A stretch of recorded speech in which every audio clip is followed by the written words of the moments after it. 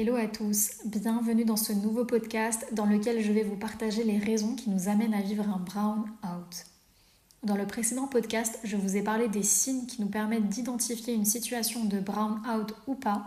Et aujourd'hui, comme promis, je vais vous partager les raisons, les causes qui nous amènent à vivre un brown out.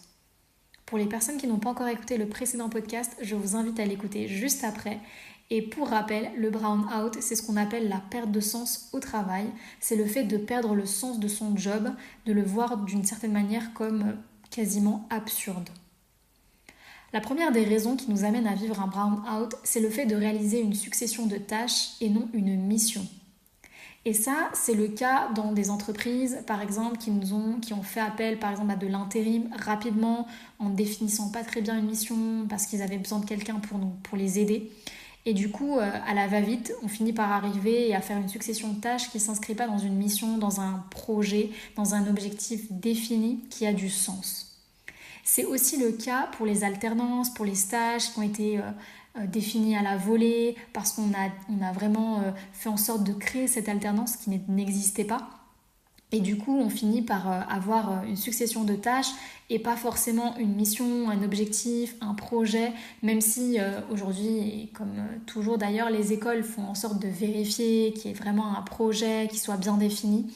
Mais malgré tout, il y a quand même parfois des job descriptions qui passent à la trappe.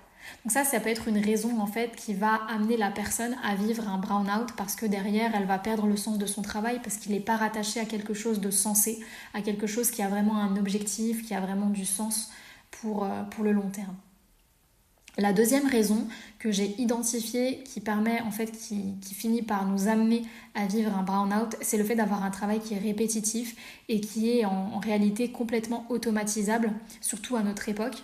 Donc ça, c'est le cas en fait quand on a des tâches qui peuvent être réalisées par un logiciel, par une technologie, par une intelligence artificielle et que l'entreprise ne se rend pas compte, n'est pas forcément assez mature, n'a pas forcément les moyens et du coup on se retrouve à faire un travail qui est complètement automatisable et on finit par se dire mais en fait pourquoi est-ce que je suis là, ça n'a pas de sens, moi je pourrais faire autre chose parce que ça peut être fait par par un logiciel, ça peut être fait d'ailleurs de façon plus efficace, plus rapide et moi je pourrais apporter justement mes compétences autrement et une vraie valeur ajoutée. Et d'ailleurs, donc la troisième raison, c'est justement le fait de ne pas pouvoir apporter sa valeur ajoutée. Quand on est dans un job où on ne peut pas apporter sa valeur ajoutée, qu'on ne peut pas apporter son intelligence, qu'on ne peut pas faire preuve de créativité, qu'on ne peut pas vraiment utiliser ses compétences, ses connaissances, ses expériences, celles pourquoi on a été engagé initialement, on finit par se dire en fait ça n'a pas de sens. Donc le fait de proposer un travail qui ne permet pas d'apporter de la valeur ajoutée finit par nous amener à vivre un burn-out. Quatrièmement, la quatrième raison, ça va être le fait que le travail ne permet pas à la personne, ne vous permet pas d'apprendre, de croître, de développer vos compétences, de développer votre savoir. Et pourtant, en fait, la première fonction d'un travail, comme toujours, l'humain utilise aussi le travail pour pouvoir s'émanciper, que ce soit intellectuellement, que ce soit intérieurement, de pouvoir en fait grandir, de pouvoir croître. Et si le travail ne remplit pas cette fonction, on finit par s'éteindre, par mourir comme une petite fleur. Donc en réalité, c'est aussi une des raisons qui amène les personnes à vivre une perte de sens au travail parce qu'elles ne grandissent pas, intellectuellement, elles ne sont pas nourries. Donc avec le temps, elles perdent le sens de leur travail parce qu'elles se disent mais en fait pourquoi est-ce que je suis là si ce travail-là ne m'apporte pas intellectuellement, ne m'apporte pas plus de connaissances, ne m'apporte pas plus d'expérience, même si en réalité tous les travails nous apportent de l'expérience parce que même si on n'apprend pas, on apprend quand même humainement. On se rend compte de certaines situations et c'est à ça qu'il faut se rattacher, mais ça j'en parlerai dans un autre podcast. La cinquième raison qui peut amener une personne à faire un burn-out, c'est le fait que la mission de l'entreprise ou la mission qui lui est confiée est bien trop loin d'un but humain ou d'un but qui est de changer la situation du monde. C'est-à-dire que notre travail au quotidien est beaucoup trop loin de ce qu'on appelle l'impact positif. On est dans un travail qui n'est pas rattaché à une cause, à une grande cause, je dirais. Même si toutes les entreprises, quasiment, hein, il y a quand même des exceptions, elles amènent quelque chose à l'humain, elles amènent quelque chose à la planète. Mais si par exemple on prend le cas d'un ingénieur, je ne sais pas, en R&D qui dessine des plans pour les trains, alors effectivement, il ne va pas se rendre compte tout de suite, il ne va pas voir les personnes qui vont prendre le train demain devant lui.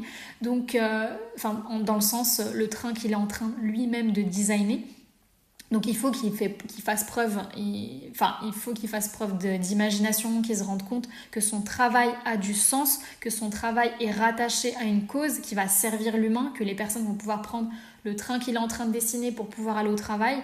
Mais effectivement, parfois, dans notre travail, vu qu'on est à une échelle microscopique par rapport à une cause qui est beaucoup trop grande, à une mission qui est bien plus grande et bien bien loin, très décorrélée de notre petit quotidien, on finit par perdre le sens de son travail parce qu'on n'arrive pas à se rattacher à quelque chose qui a du sens, qui est impactant pour le monde. Sixièmement, une des raisons qui nous amène à vivre un burn-out, c'est le gap entre les études, entre le niveau d'études et le travail. Et ça, c'est le cas avec les nouveaux diplômés, les surdiplômés, les gens qui ont fait un grand nombre de diplômes et qui se retrouvent avec un travail qui est complètement décorrélé de ce qu'elles ont appris. Et parce que parfois, en fait, le travail, il n'est pas à la hauteur des compétences, il n'est pas à la hauteur des connaissances, il n'est pas à la hauteur des expériences. Ou bien tout simplement, en fait, on va utiliser la personne sur des compétences bien, bien, bien, bien plus basses que ce qu'elle pourrait apporter.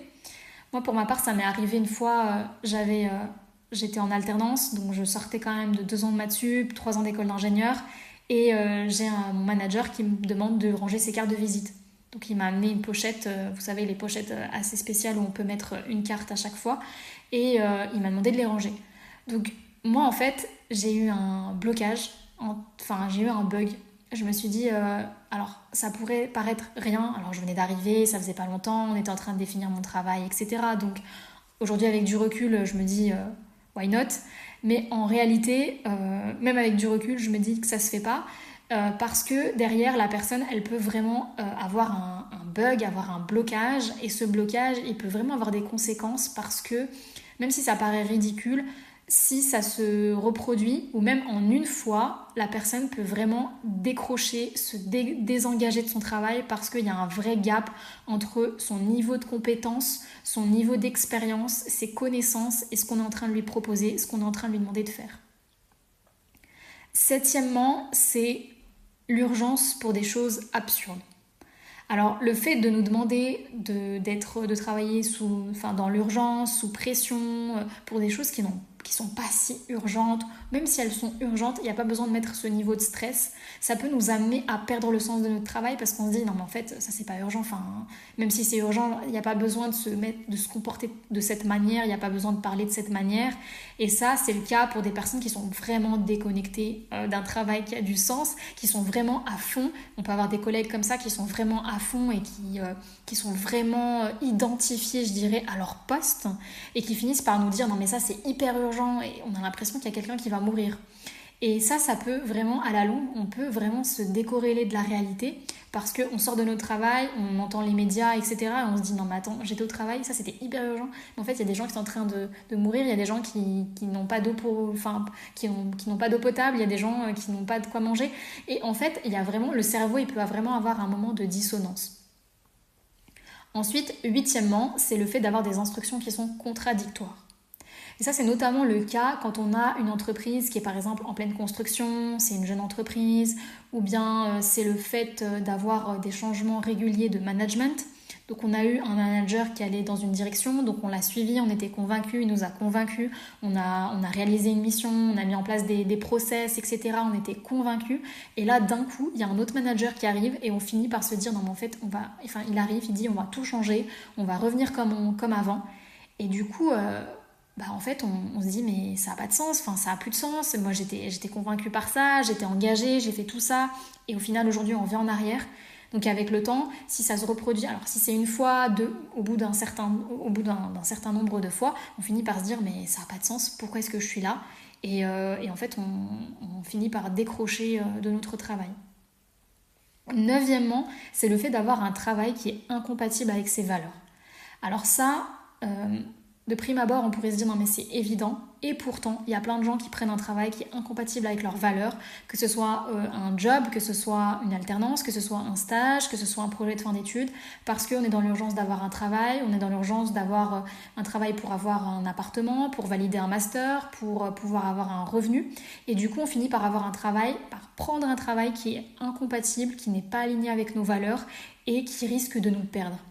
Alors le risque avec ça, on se dit non mais c'est pas grave, mais en fait le risque avec ça, c'est qu'avec le temps, on se perd et on a du mal en fait à retrouver ses repères, à se retrouver parce qu'on s'est laissé embarquer dans une aventure et c'est vraiment, enfin c'est assez grave je dirais parce que quand même on vient toucher à ses valeurs et là c'est difficile en fait de se rattraper derrière.